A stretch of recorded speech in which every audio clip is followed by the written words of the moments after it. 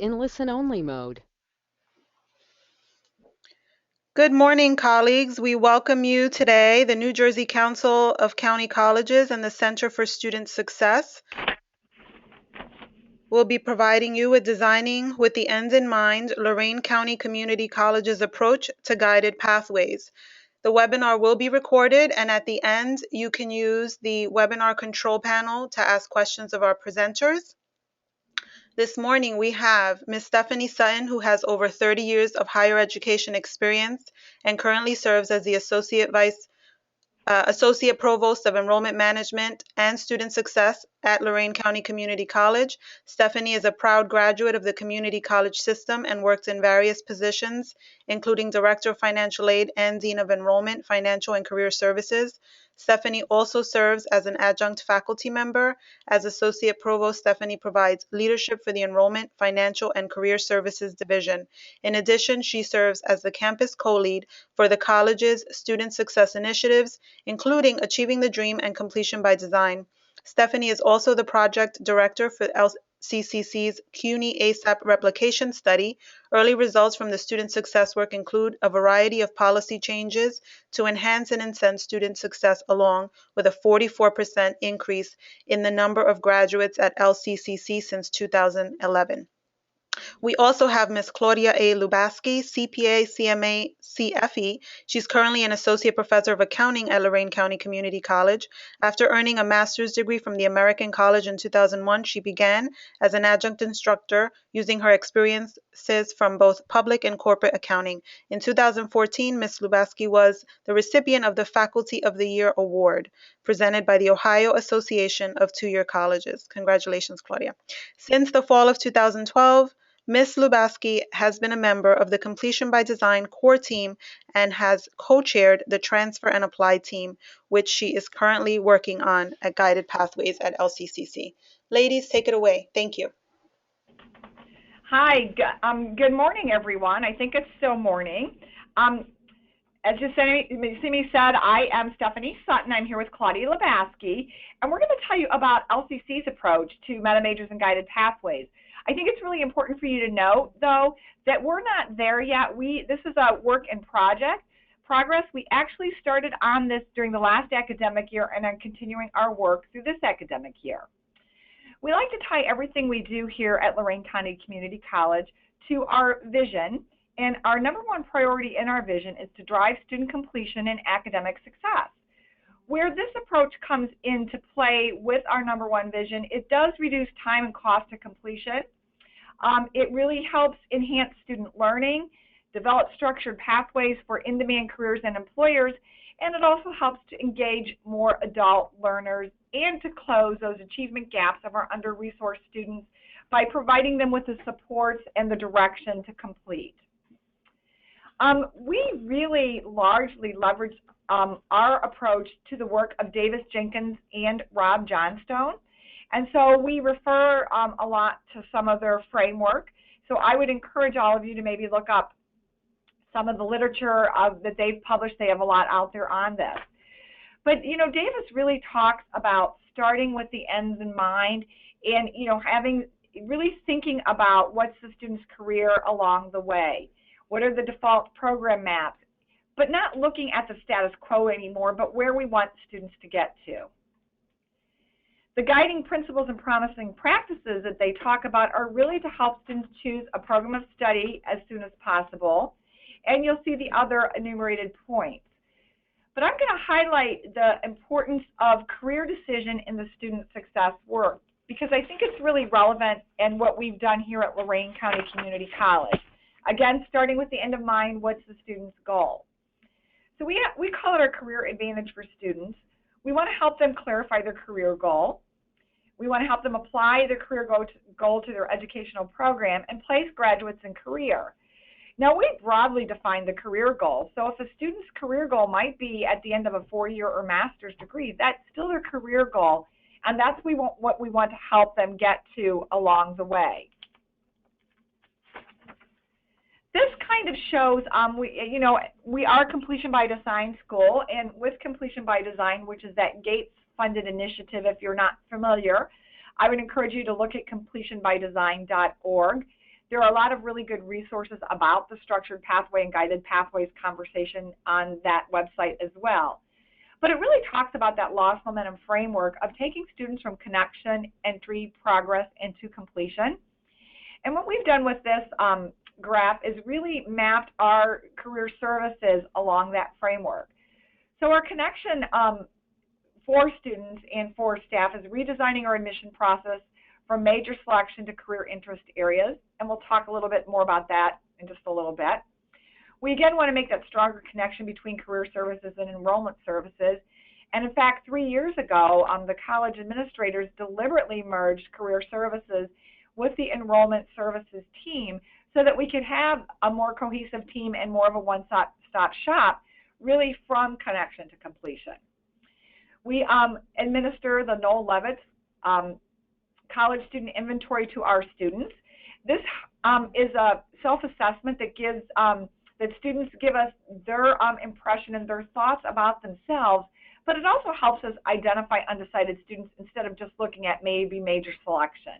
And we do that through some of the custom questions that we ask on that CSI inventory. We have a team approach for student success, working with our coaches, advisors, our academic counselors, and career specialists, from following them to ensure they're on the correct path and referring to each other.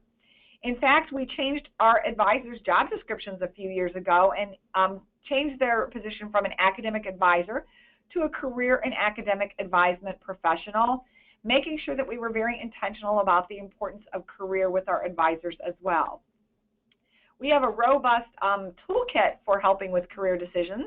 We have My Plan, which is a free assessment that students can take that's on our website. And actually, if any of you are interested in that, you can go to our website and, to our career services page, and you can get that free password and take that My Plan assessment and see how that might look in helping students figure out what they want to do. We also use MC's Career Coach, and the state of Ohio has a robust job search and career pathways called Ohio Means Jobs that we also leverage. In fact, we've embedded into some of our student development courses that are required for students these career services tools and require faculty to help students with that career work. For progress, we've required experiential education in all of our programs. Curriculum Council actually approved this last year, about this time last year, in fact. We received an Ohio Means Internships and Co-op grant, and since that, we've been able to place 57 new internships through that grant. Now, that's not all of our internships, but that's just through the grant and the emphasis on the importance of experiential education along the way. We have service learning opportunities in every division to prepare students for their career and to give them some real-world experience. We have an annual job and career fair and internship fair every year, working very closely with our divisions and giving that career information to students. It's really highly advertised, and we actually give preference to those students who are prepared and give them VIP access. We have over 80 employers who come to campus on our annual job fair, and so these VIP students who have to go through resume writing and interviewing skills actually get the doors open to them an hour earlier than the regular students. Oh, I'm so sorry. I don't know what happened there. Let me go back to this. You can see I have a lot of emails, I guess. So we also have our transferred, and then we also have a university partnership, and we have a lot of transfer agreements with our partners. And then we also embed that job and career service at the end. So we have Career Week, also March 8th through 12th, career exploration activities going on throughout the year, workshop, faculty presentations, and employer tours. So when we talk about embedding those real-world experiences, I mentioned that Curriculum Council approved experiential education and programs of study.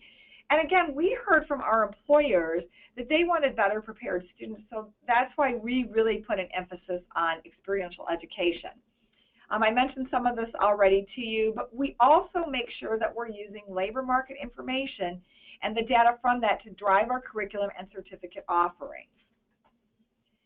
So all of our emphasis on career has really been working as we look at students who are concentrating in a major field of study That has really improved since 2011.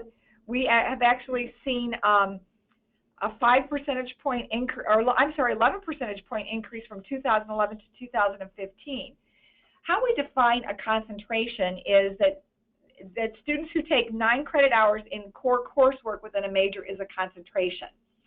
We have found here at Lorain County Community College that we're not doing a good enough job of making sure the student has the right major in our system, so we are working on that. So we do look at other ways of seeing if that concentration is successful.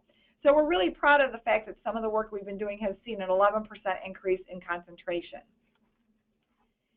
Now, we've also felt that it's really important to approach this structured pathway or guided pathway work by embedding metamajors. So metamajors, really defined, is it's an effort to reduce the number of program choices that students have into broader groups that have common content. So it's really working consciously to eliminate choices but to group courses so students have less wasted credit. How we began this work is working with our transferred and applied team. They were charged last year with investigating the structured pathway and metamajor conversation. And you'll notice that I have the word investigating underlined here for your review. And the reason we did that is we had to be very intentional about languaging for our faculty. So we didn't want to tell them that they had to do it, but wanted to give them the literature and let them see if it made sense for us. And they overwhelmingly felt it did. The Transfer and Applied team is a subgroup of our core completion team. They had 12 meetings during the academic year to process and move this forward last year. We did bring Davis Jenkins in last November to work with the Transfer and Applied team. We find here at Lorain County Community College that if we bring in some outside experts who are working in the field with other schools, that it really lends to that best practice and evidence-based approach. And so it's not administration or faculty champions talking and trying to convince. It's really bringing that outside expertise to help with the work. And we really feel that that has been invaluable to our progress to date. The Transfer and Applied team began with the identification of career major interest areas, as we're calling them, or metamajors. So again, these are really exploratory majors for undecided students is another way to think of them. Our Transfer and Applied team identified categories and mapped all of our programs to these categories. We originally came up with 20 different categories, but narrowed it down to 10. And really that came out of a lot of the work with Rob Johnstone in his work with behavioral economics that really talks about that too much choice is confusing to students. So where, Davis thought 20 might have been okay, Rob was like, oh, let's narrow that down to a little. Well, we did get it down to 10 areas. And the way we did that is we really, as I said, mapped every program to those interest areas and found that we had several that only had 2 or 3 programs in it, so we could collapse those into others. We're going to tentatively brand this as career major interest areas. However, we think that's kind of a mouthful for students, so we will be doing some focus groups with students to see what resonates better with students. Imagine that we're actually going to ask the students for their opinion on what makes sense to them. We're going to embed these career major interest areas into our online application for students. So for an undecided student, it's going to reduce their choice from 130 majors to 10, and it's going to give them those interest areas to ask them about. Students who know what they want can select that specific major either at the application process or even at that first required meeting with advising. We're redesigning our website, and it'll link all of our pages regarding careers and programs to the labor market data in these 10 areas. And this says we're hoping to launch this by September 1st, but we're really looking more like January 1st now, as we're being more intentional. So this is just going to give you a mock-up of what we think these career major interest areas will look like. So students, and this is again before we even narrowed it down further to the 10, but students might be interested in business and entrepreneurship. They might be interested in human and social services. They might be interested in sports and fitness. And so they could select one of these majors and drill down further. For this example, we're going to select healthcare because I think I want to be a nurse. So under healthcare comes up all the programs that we offer on healthcare. And we're actually changing this title a little bit to healthcare and wellness so that the sports and fitness might make more sense under this. So again, as I mentioned, this is really a work in progress for us so that it's a dynamic process for us. So again, I look at all the choices, but I really think I want to be a nurse.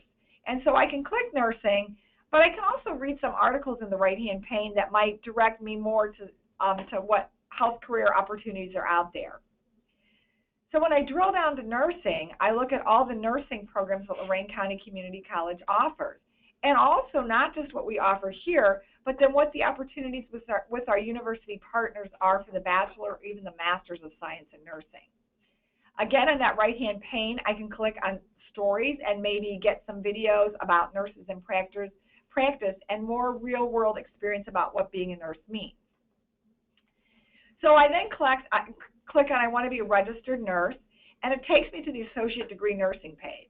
It gives me career information, curriculum guide information, course descriptions, and how I actually apply to this program.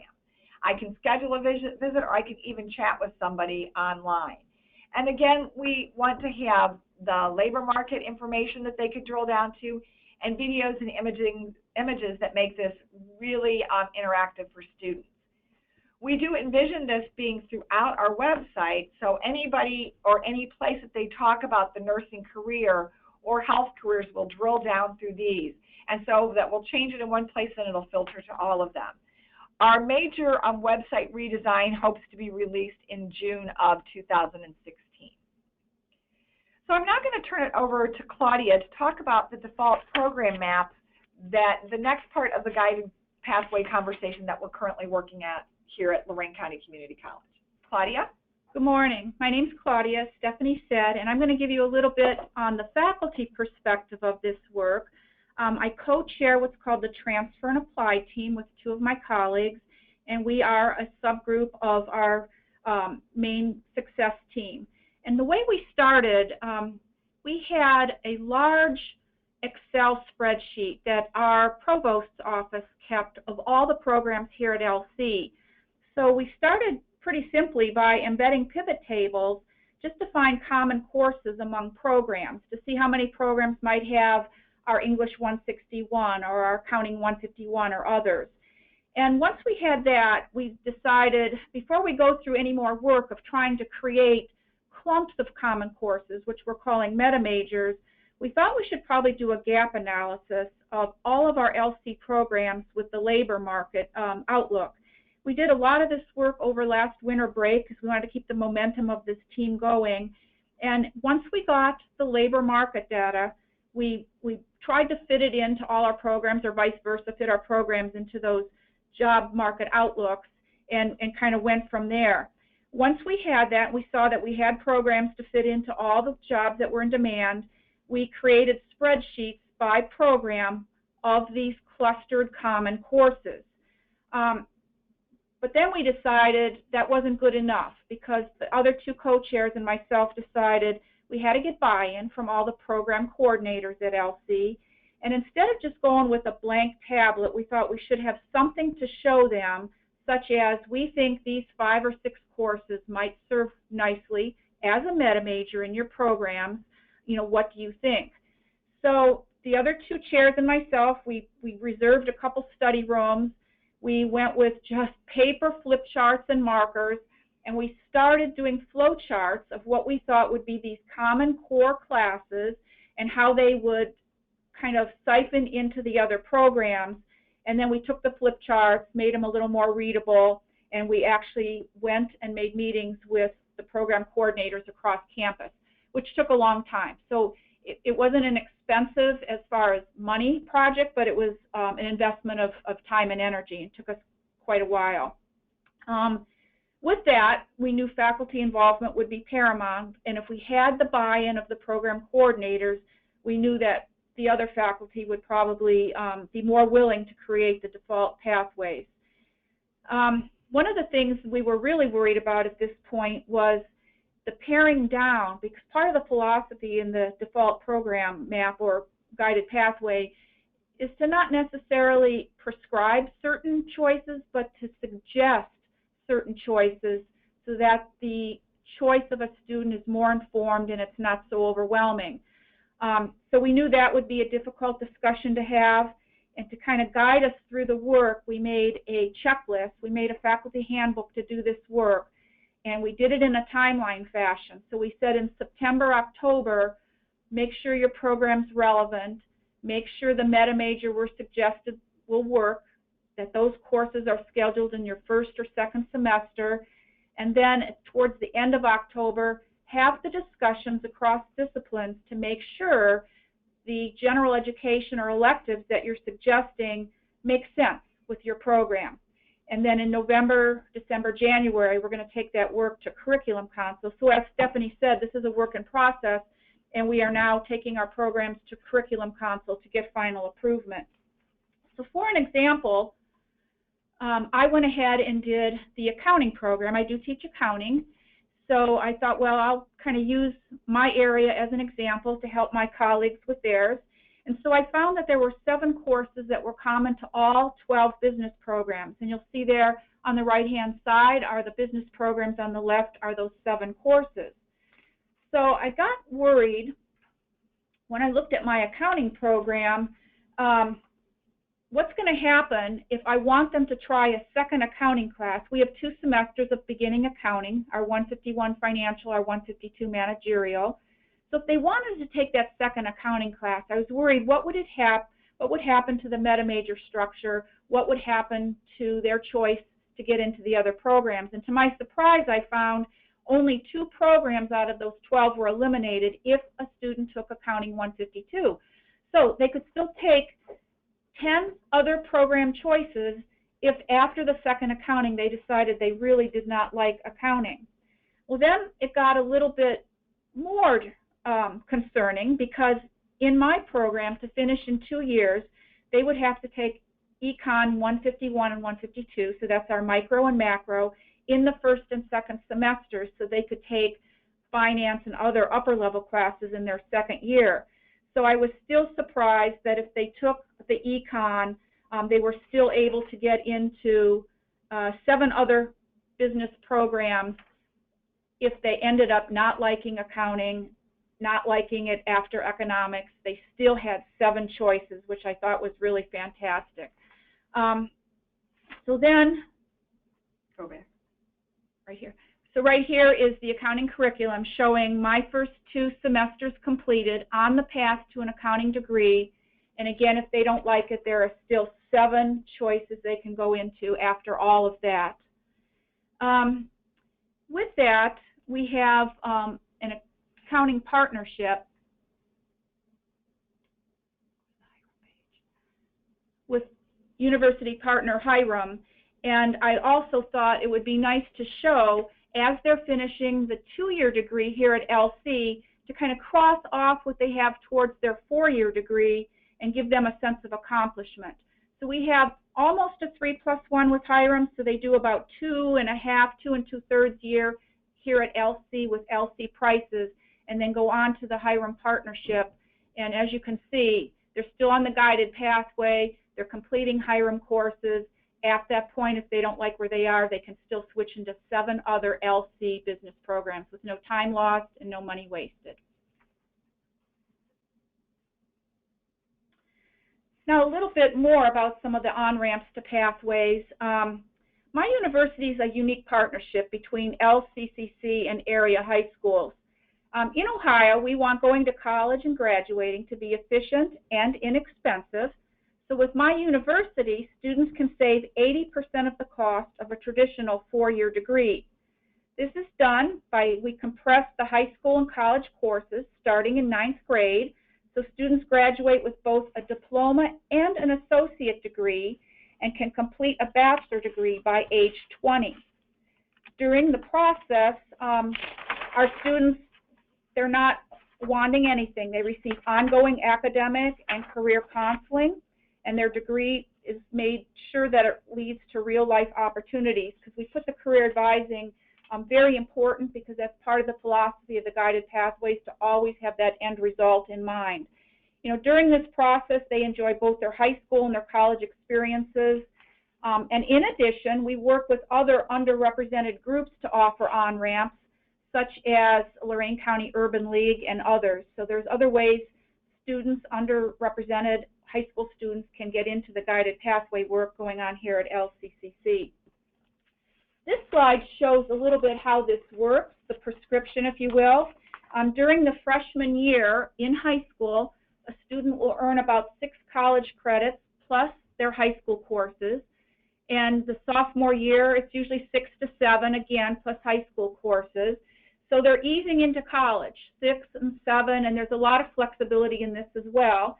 They're learning what it takes to be successful in college courses, and then we ratchet it up in the junior and senior year, and as you can see, it goes up to about 30 college credits the junior year, about 34 or so the senior year. And what's nice about this is students can enter or leave the program at their discretion. There's a lot of flexibility in this. Again, here's a little bit more about the university partnership, how it ties into the on-ramp in high school through the guided pathway at LC. This is just a list of 7. So for business administration, a student, again, graduates from high school. They have the associate degree. They enter what we're calling the 13th year at LC, and in most cases, these are 3+1s. So in that 13th year at LC, they're paying LC prices, and in many cases, they use an LCCC Foundation scholarship, a trustee scholarship, presidential. We have many to offer. And then in year 14, it's with the university partner. This they're going to pay at the partnership rates. However, again, we have University Partnership Inspiration Award. There's partner scholarships, some up to 1,000 and more. The point here is that we always want to make it affordable, even more than we promise. And again, this is just a list of 7. This is ongoing work in process as well. We're always developing new university partners, and these 7 have the high school path already made. And here's another example, just showing you a little bit. The freshman year, they would take SDev 102, which is the strategies for college success, and then our first microcomputer application course. Again, tremendous flexibility. These are just some samples here. 10th grade, you see, we said 6 or 7 college credits, so here would be 6 with a couple of the histories. And we individualize this for each school, building on the strengths of each district. So again, just an example here. And then as we go on to 11th and 12th grade, you can see here it ramps up much more in the college area, 27, 31, or to 33 credits. And these are, again, individualized as needed. So at this point, I'm going to turn it back over to Stephanie for a bit. So thanks, Claudia. So, this is really intensive work, and it's really changing everything we're doing. So it's really a comprehensive plan. So the other thing we're looking at is required plans tied to predictive schedules. So we're looking at block scheduling, and we're doing that. We have CUNY, which is the City Universities of New York, Associate Studies and Accelerated Studies and Associate Programs of Application. We're one of the schools in Ohio doing that. We're calling that a sales. So we're kind of playing with block scheduling with our sales students. We're also partnering with Ed Astra and Platinum Analytics to be more strategic about scheduling from the student success lens. What we found is that our deans do a great job in scheduling their courses from their divisions, but they're not looking at programs. So for instance, if the engineering program needs a math course or a science course, sometimes there might be conflicts for when that engineering course is offered, but we're not being comprehensive or collaborative about scheduling that. So Ed Astra is going to help us look at those course conflicts and make sure that we're scheduling from a student's perspective and not necessarily from a division's perspective. We also have the electronic MyCap, which is an individualized career and academic plan for students that we work with all new students and give them this individualized or plan, some call it a GPS, to tell them what courses they need to take each term as they make forward movement with their completion goals. We're also looking at, as I mentioned before, changing our admission application and configuring PeopleSoft for that career major interest area. This is pretty big. Initially, you know, it's not just changing the admissions application, but making sure we're in compliance with financial aid rules and that we can pay students who are in one of these career major interest areas. We're redesigning our website, as I mentioned, with that new look so that we can always drill down with that career major interest area in mind. And then faculty are working on those default pathways, having those tough conversations about what's the suggested course or 2 or 3 courses that a student who graduates might take towards that degree. And again, it's looking at the data to tell us what courses successful students take. Not necessarily from a faculty perspective on what faculty wants to teach, but looking for the majority of our students what makes the most sense from a default pathway perspective. We've done a lot of intensive work and have a lot of resources for faculty, including a manual that faculty can access through our LMS system, which is now Canvas. And it includes a checklist and timeline for revising or creating curriculum guides for applied and non-applied pathways. They're very different for whether it's an applied degree or a non-applied degree, for instance, a transfer degree. So we list we have embedded hyperlinks listed in this document. It's really a dynamic live document. Resources that provide job and labor market information for them to talk about the relevance of their program. It talks about what meta-major courses would be aligned with that program. So what's that group of courses that students who might have an interest in that business area, what are those courses? It details steps for creating the applied degree pathways for them, steps for, again, for creating that transfer pathway. The Ohio Board of Regents has now changed its name to the Ohio Department of Higher Education as of July 1st this year. So it also gives them the general education guidelines for ODHE. And also ties it to our Ohio Higher Learning Commission accreditation and degree and certificate requirements that we have through them. And again, we want to look at the evidence and the best practices out there, so it gives them the research studies on guided pathways from the Community College Research Center that Davis Jenkins is part of. As I mentioned before, we did bring him on campus. So I know that we were asked to also talk about how we're doing this work while managing our resources. So we really are looking at it almost on a return of investment perspective. Reduced hours to degree does impact enrollment, but does pay off in the long run. So we want to reduce the time of degree completion, but graduate more students, and we found that we're doing that. What's really helped us with this movement is that Ohio went to 100% performance funding for its state share of instruction a year ago. So we're no longer awarded on enrollment of students, but on how students perform. 50% of that is on course completion, 25% is on number of graduates, and then another 25% is on progress towards their degree and hitting milestones of students combining 12 hours, 24 hours, and 36 hours to their degree. That's really impacted us and really helped us do this work because the state's really mandating a lot of this. Also, the state of Ohio went to a reduction of hours in all associate's degree to 65 and under.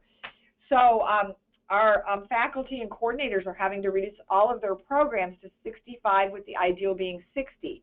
And so this guided pathway work and these resources that we created for our faculty are really helping in this work.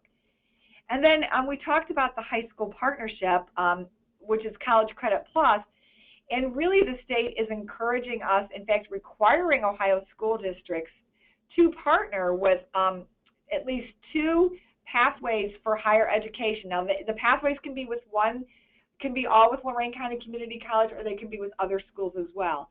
But so the state's really helped nudge us along the way to do this work, which we found invaluable. Now, this work isn't without its challenges. I mean, we have just seen a lot of change at Lorain County Community College over the last 4 years, going from that enrollment-driven system to one based on student success and completion. rapid change in policies and how we're offering courses, and also what we're holding faculty accountable for. It's that student-focused and evidence-based approach that continues to make the case for why we need to do this. We just simply can't be content with our low graduation rate at the community colleges here and nationwide. It's the challenges are limiting selection of courses. It does impact faculty teaching preferences, right? Faculty may have a course that they love to teach, but that's really low enrolled. So we really need to look at that from an evidence-based perspective, and if we're not going to eliminate the course, we might limit the number of offerings or the time of the year that we teach it. Again, the institutional policy changes that we've seen over the last 3 to 4 years have just really impacted this work, and really we've changed the culture with our work and students and getting students to succeed. And the institution now, faculty, staff, all start to think about it from a student perspective. And then there are those federal compliance opportunities as we, for instance, embed the limited choices into our application process. We need to make sure that we're doing that with financial aid at the table as well, so that they can make sure that they can report correctly and that they can pay students correctly. So it really is not just a faculty ownership to it, but really it's a campus-wide ownership to this work of structured pathways. So I know we've thrown a lot of information for you. You'll have access to the presentation and they can send that to you, but we do want to open it up to questions.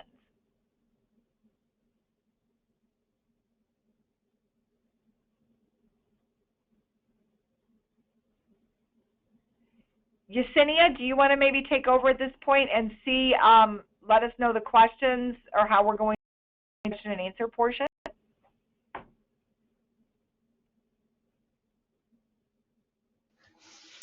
Okay, we do have a question that just came in. Where do program learning outcomes fit in the work you have done framed in Guided Pathways Principles? So our learning outcomes are more course-based than program-based, and I'll let Claudia answer that from our CDSO perspective. We have individual course outcomes, and those are based on how many ILUs a course is. So if it's a 3-hour course, we have at least 6 course outcomes. And then we have program outcomes. We probably have maybe 4 or 5 major program outcomes per program. We tie the course outcomes to the program outcomes. So when we're limiting some of the choices, we have to make sure that we're not jeopardizing or losing the integrity of any of the program outcomes. And then what we have started to do here as well, we started this fall, since I am program coordinator of the accounting program, I was asked to contact the employers that hire our students and find out if our program outcomes are truly being met with the student on the job. So we're part of just kind of continually trying to improve. So the program outcomes are assessed not only through the course, but they're also being assessed externally now by our transfer institutions and our employers. And again, the guided pathway has to have the program outcomes in mind continually, so that as you pare down, make decisions, you aren't jeopardizing any of the program outcomes. Thank you, Claudia. We have another question. How does this work with developmental students?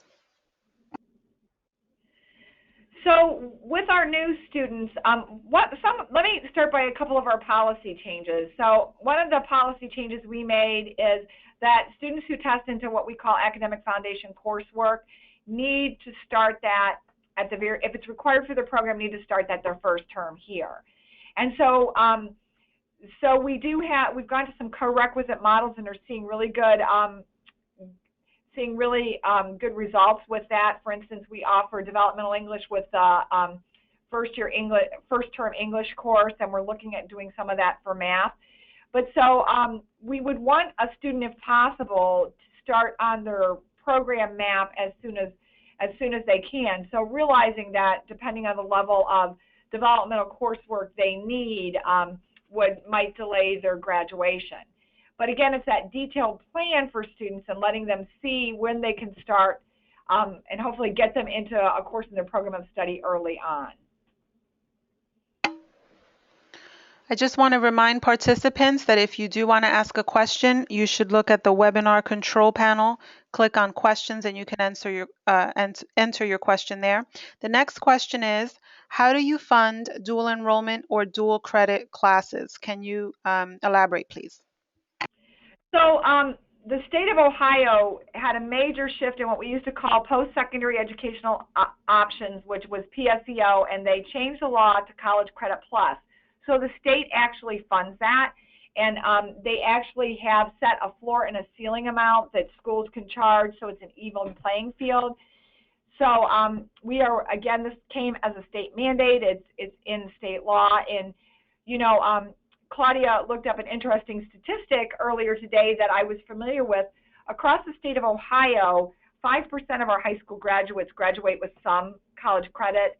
In Lorain County, it's 20% of our students graduate with some college credit. So again, it was the state policy that really is driving that College Credit Plus initiative and providing the funding for that. So, you know, if any of you have heard Kay McClinney talk before and say that students don't do optional, well, I don't think schools do optional either. So when some of this comes down from the state, it really, you know, you really have to adapt to what they want you to do. Our next question is, can you elaborate on undecided students and those who wish to change majors? So we require all of our new students to come and see an advisor. So the direction we're going with our application is one of the first questions for the student will be, do you know what degree you want? If yes, click here. If no, click here. So if they're undecided, they'll get those. It's actually going to be 9 choices that they can have, because one will be non-degree seeking, and we'll verify that class. We'll verify that they're degree seeking first. And so they'll be put into one of our career major interest areas.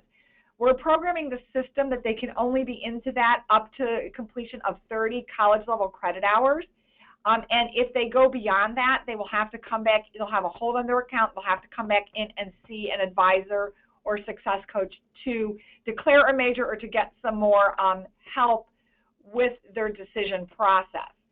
We would love to put a hold on these students and make them see an advisor or success coach every time to register, except right now we don't have enough advisors or counselors to do that. So, you know, if we can enhance our resources, we would definitely do that.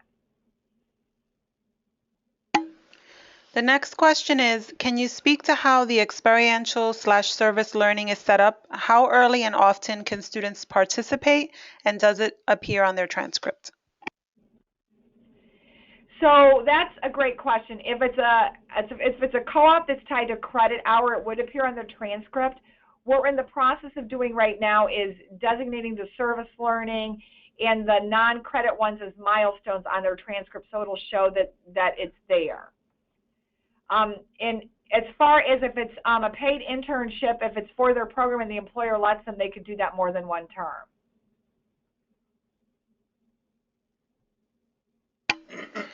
Our leader here, Dr. Larry Nespoli, President of the Council of County Colleges, is going to ask our next question. Hi, everyone. Claudia and Stephanie, thank you so much. This has been absolutely terrific, and I want to thank everyone for taking time out of busy schedules to join in. This is gold, nuggets of gold here, and I know Jacinia will take every opportunity going forward to share this captured audio recording and the slides with others throughout our state. So Chris Baldwin, a good friend of ours, was here in New Jersey. Some of the folks participating here today were with us Friday to hear from Chris, as well as he spent time with our chief academic officers. Chris did this work in Michigan. He was Jacinia's counterpart at the Michigan Center for Student Success, helping to lead a guided pathways cohort there, and now is back with Jobs for the Future, helping to lead this guided pathways work from a national perch. I want to ask a quick question about the transfer aspect of this. Guided Pathways has several elements, of course, multiple elements. It's tough work. We all get that within our own community college world, but it becomes more complex still as we try to link our guided pathways at the community college into welcoming and receiving continuing pathways onto a bachelor's degree. So my question, Claudia, Stephanie, when Chris was with us, he shared some examples, and we've all seen these examples of bilateral, so to speak, relationships where a Maricopa focuses principally on its premier partner, Arizona State, or similarly, Valencia focuses on its premier transfer partner, University of Central Florida. So, what's your take on all of that? Can you speak to that from your perch in the Cleveland area? Do you have you found it the good work that you've done within your college, as you've then begin to think about and to act upon the transfer piece? Have you focused with your primary transfer partners or partners, 1, 2, or 3, or are there statewide activities underway as well? So that's a great question, and I'm going to answer it in two parts.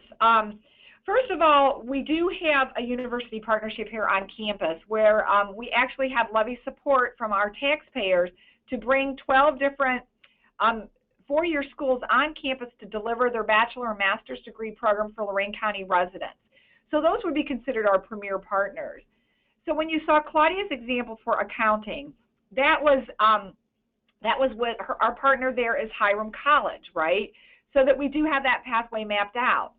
However, if a student comes in knowing, let's say, for instance, they want to transfer to Cleveland State University, we would have the articulation agreement with Cleveland State University and can help guide them on the right courses to take for that. In fact, we have an upcoming meeting in that example with Cleveland State to work out articulation agreements from an evidence-based approach. So they're pulling the data from the National Clearinghouse, and we're pulling the data too, and looking at the most common programs the students graduate from. With our transfer programs, we are trying to map out the default pathways, but that does become more challenging. So we're pulling the data and looking at where students mostly go. And so let's say they want an Associate of Science and they plan to transfer to Youngstown State University. That might look very different than a pathway to Ohio State University. So we are working actually with our Math and Science Division in that instance to map out those pathways for the school the student wants to go to, again with the idea of eliminating wasted credit. So that work is ongoing right now. Does that answer your question? Yes, thank you. And we have another question that just came in.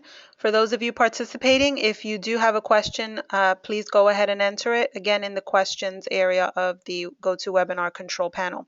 So the next question is, are accelerated academic courses offered during the regular semester? So by that, I think you're probably referring to that we have a 16-week term, and within that term, we might offer 8 weeks that start at the first 8 weeks of the semester, or then a following 8 weeks. And we do offer, and are actually looking to offer courses like that. We do that a lot with our developmental math, for instance. We have 8 weeks. We do that in, I'm trying to think of some other instances. We're setting up some new programs where, for instance, our whole nursing program redesign will be in 8-week modules as well that will feed off of one another. So we are looking at accelerating some programs in degree completion with those 8-week terms.